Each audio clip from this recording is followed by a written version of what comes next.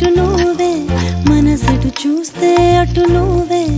ఎటు వెళుతున్నా ఏం చేస్తున్నా ప్రతి చోట నువ్వే.